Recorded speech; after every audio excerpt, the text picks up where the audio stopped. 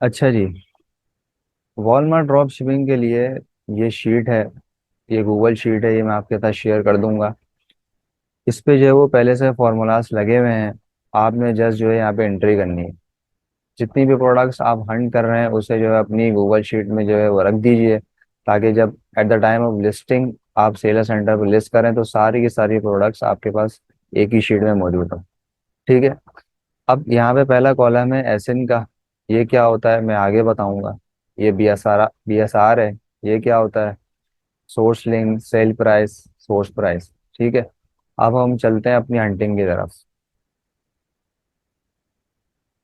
Hunting किस तरीके से करनी है ये भी मैं अभी थोड़ी देर में बताऊंगा। लेकिन अब आपने करना क्या होता है हंटिंग पे। ये सैम्स क्लब है, यहाँ से मैं सोर्स करूंगा।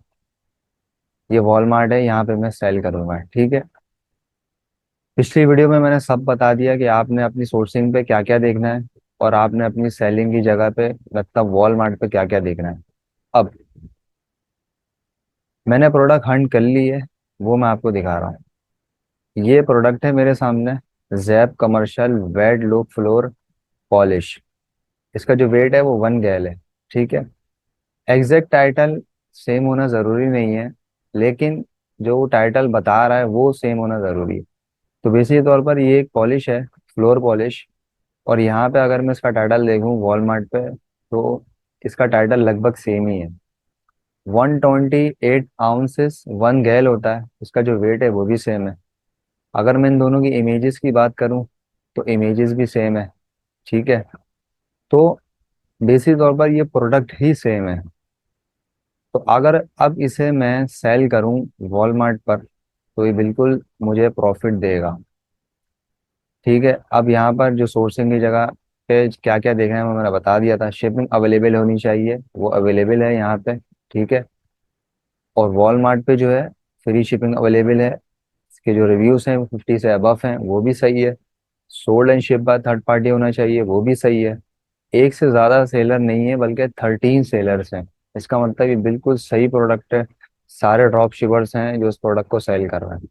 मजीद और क्या देखना होता है प्रोडक्ट के अंदर, ये सब चीज़ें लगभग सेम ही है। और अगर आपको डिटेल्स देखनी है तो आप ये प्रोडक्ट की डिटेल्स में जाके देख सकते हैं। ठीक है। यहाँ पर जो चीज़ आपने मजीद देखनी होती है ये होती है कि मिसाल के तौर पर आप ये समझ रहे हो कि यहाँ पे तो ये एक क्वांटिटी 15 की बिक रही है, और यहाँ पे जो है ये एक क्वांटिटी की प्राइस नहीं है 37 बल्कि दो क्वांटिटी की है। तो आप इसके डिटेल्स में जाके देख सकते हैं कि आया दो क्वांटिटी है या वन एक ही क्वांटिटी है। तो अगर आप इसकी डिटेल्स वगैरह देखें तो उस डिटेल्स वगैरह में ये नहीं लिखा हुआ कि ये दो क्वांटिटी का है। इसकी एक ही क्वांटिटी वॉलमार्ट पे $37 की बिक रही है। और सैम्स क्लब से एक ही क्वांटिटी 15.98 लगभग $16 की बिक रही है।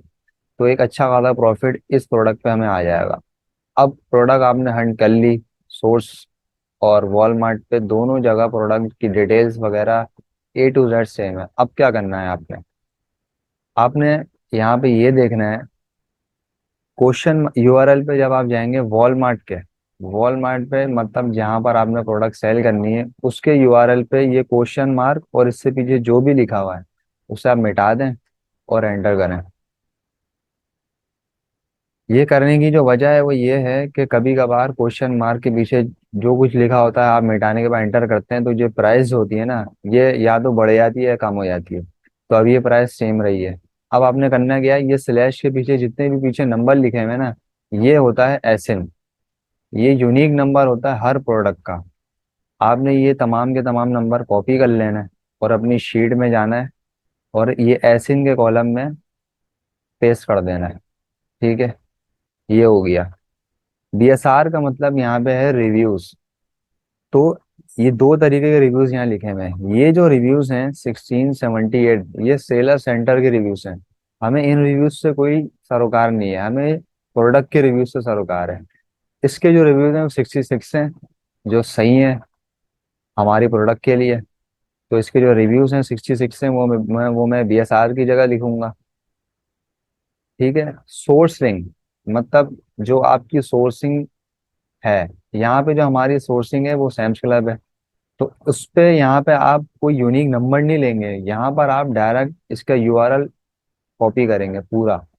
वो आपने कॉपी किया और सोर्स लिंक पे आपने वो पेस्ट कर दिया। अब आगे है सेल प्राइस। सेल प्राइस वो प्राइस है जिस प्राइस पे वॉलमार्ट पे सेल होगा। ठीक है। अब यहाँ पे जो सबसे कम प्राइस लिखी हुई आ रही है वो आ रही है 37.05। आप जो है वो इसे बेचेंगे 37.04 का, ताकि जो ऑर्डर है वो सबसे कम कीमत अगर आपकी होगी तो ऑर्डर आपको ही मिलेगा। तो आप इसको 37.04 कर देंगे। मीन्स कि आप बाय बॉक्स ले लेंगे इस प्रोडक्ट पर, तो फिर कस्टमर जो है वो आप ही से प्रोडक्ट लेगा। तो इसकी एंट्री करते हुए आप इसकी कीमत सेल प्राइस पे लिखेंगे 37.04।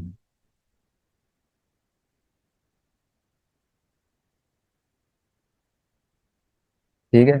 सोर्स प्राइस मतलब ये है कि आपकी सोर्सिंग पे जो है प्राइस क्या लिखी हुई है वो एग्जैक्ट आप लिखेंगे, उस पे आप ना तो कम करेंगे ना ज्यादा करेंगे।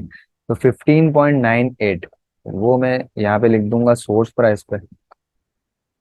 ठीक है। अब यहाँ पे जो कॉलम्स हैं वो कुछ एक्स्ट्रा हैं। वेयर हाउस कॉस्ट, हम अगर टू स्टेप ड्रॉप शिपिंग कर रहे होते हैं तब हमें इसकी ज़रूरत पड़ती है और पैक कॉस्ट की ज़रूरत पड़ती है, लेकिन हम यहाँ पर टू स्टेप ड्रॉप शिपिंग नहीं कर रहे। हम फर्स्ट स्टेप ड्रॉप शिपिंग ही कर रहे हैं। तो ये कॉलम हमारे लिए जो है वो किसी फायदे में कोई फायदा नहीं है। तो ये 00 शिपिंग की कॉस्ट आएगी। आपको ये पहले से पता होना चाहिए कि अगर आप सैम्स क्लब से प्रोडक्ट हंट कर रहे हैं तो उस पर शिपिंग की जो कॉस्ट है वो तकरीबन $8 आएगी। तो यहाँ पर आप $8 लिखेंगे। अगर आपकी मिसाल के तौर पर जो सोर्सिंग है वो होम डिपोट की होती, तो होम डिपोट की जो शिपिंग है वो ज़ीरो होती है। वो बिल्कुल फ्री डिलीवर करता है, तो यहाँ आप ज़ीरो कर देते हैं।